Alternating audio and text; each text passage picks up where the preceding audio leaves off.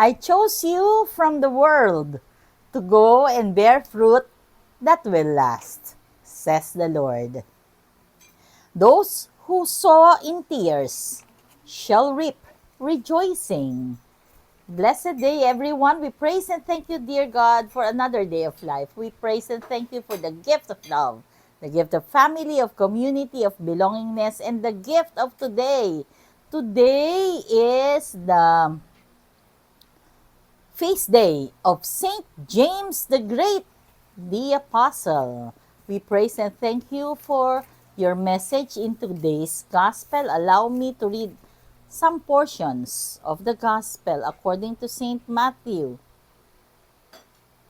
There is the mother of the sons of Zebedee approached Jesus and requested to command that these two sons of hers sit one at the right and one at the left of Jesus. And this is what Jesus said. Can you drink the chalice that I am going to drink? She said yes.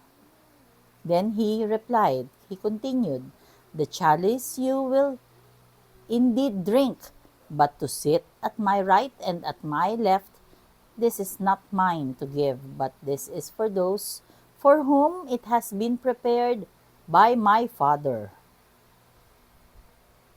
And towards the end of the Gospel, it is said, whoever wishes to be great among you shall be your servant, and whoever wishes to be first among you shall be your slave. Just so, the Son of Man did not come to be served, but to serve, and to give his life as a ransom for many. Drinking the chalice of Jesus is sufferings. Suffering, sacrifice. So meaning, if you are ready to drink the chalice of Jesus, be ready for that sacrifice. Kaya naman, si James, siya yung unang nagbigay ng buhay because of the faith. Siya yung una sa mga disciples na nabehead, unang pinatay dahil sa pananampalataya. Kaya siya tinawag na Saint James the Great. Not only that, but talagang siya ay nagtiwala at unang sumunod kay Kristo. Siya yung unang disciple na sumunod kay Jesus.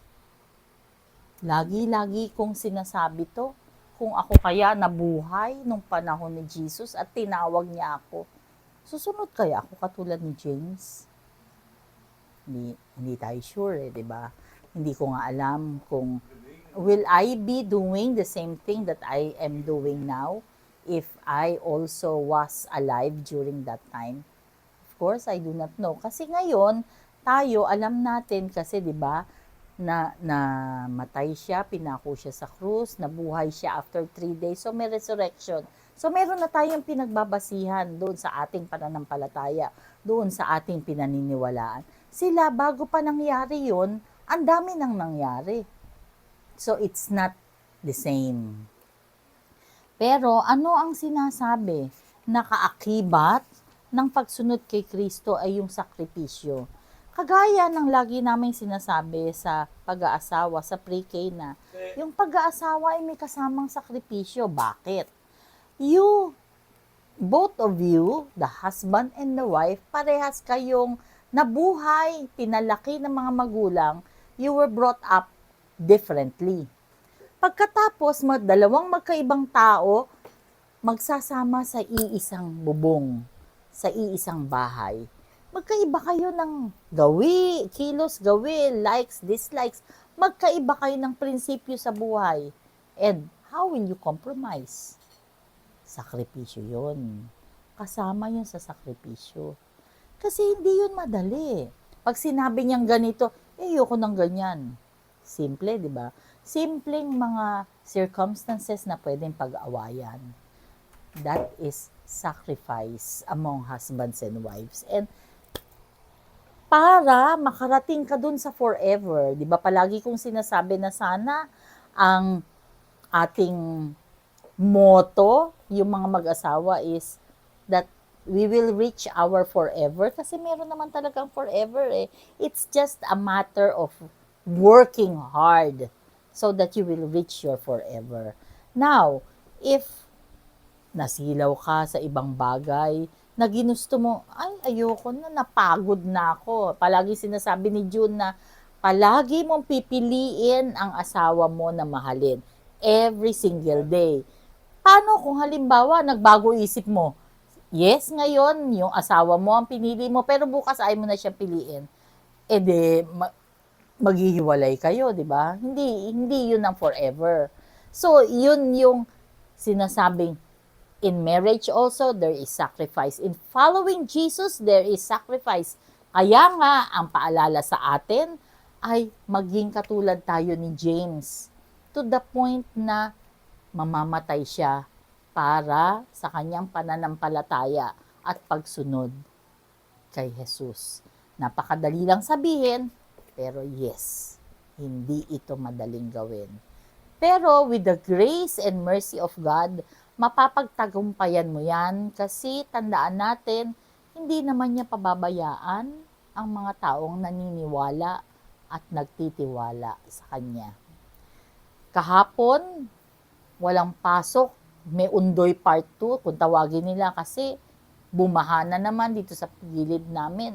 Almost nasa loob na yung tubig, kagaya rin ng Undoy.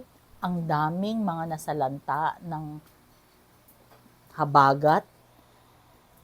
Ano ang sinasabi? Yung mga Pilipino, kahit na inanod na yung mga gamit nila, na gagawa pa din nilang magsaya, nagagawa pa rin nilang magtiwala sa Diyos. Kasi yan yung tinatawag na resiliency ng mga Pinoy. Kaya kahit saan tayo makarating, kahit anong pagsubok ang dumating sa atin, kaya natin kasi ang mga Pilipino resilient. Kaya I'm proud to be Filipino. Kaya kung ikaw, kapatid, may pinagdadaanan ka sa oras na ito, dumaan ka lang, huwag ka nang umistambay kasi bukas, iba na ang sitwasyon mo. Kung baha pa sa inyo ngayon, maglilimas ka lang, maglilinis ka lang ng mga nabasa, bukas, maaraw na. Let us pray. Lord God, we are sorry for our sins, either of commission or omission. We pray for healing of those who are sick, those who are requesting for prayers, and those who are praying with us right here, right now. Panginoong Diyos, we invite you to be with us. Kasi without you, we are nothing. Please be with us always and in all ways, and allow your presence in our lives to manifest. Napakarami po ng aming pinagdadaanan, Panginoon, pero kami po ay naniniwala at nagtitiwala na hindi nyo kami pababayaan. All this we pray in your mighty name through the intercession of our blessed Mama Mary. Saint James the Great, pray for us. Blessed Thursday once again. God bless us all.